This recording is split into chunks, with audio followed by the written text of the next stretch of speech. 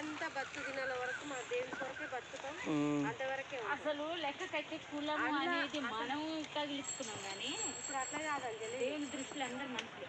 రేపు చట్టమే దాన్ని తీసుకొచ్చి మొత్తం చేసింది అనుకో, అసలు అందులో ఎంతమంది క్రైస్తవులు నిజమైన గట్టి గింజలు ఎన్ని ఉంటాయో కూడా తెలియదు. అది మొత్తము ఎక్కడెక్కడ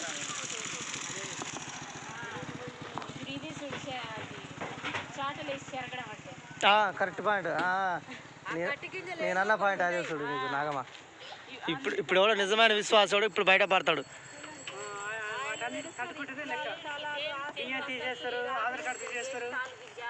ఇట్లాంటి భయంకరమైన వచ్చినప్పుడు అవి తట్టుకుంటాయా ఉండవా అనేది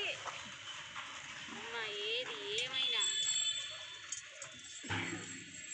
మరణం అనేది ఒక్కటేసారి వస్తుంది మనకి. అందుకే దాని కొరకు భయపడి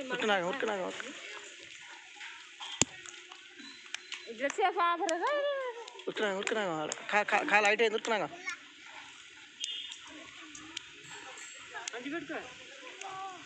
మంచి కూర్చోబెట్టా అని కింద పడతాడు నాగమ్మ. తలకాయ గబ్బు అంటది. మంచి కూర్చోబెట్టుకో.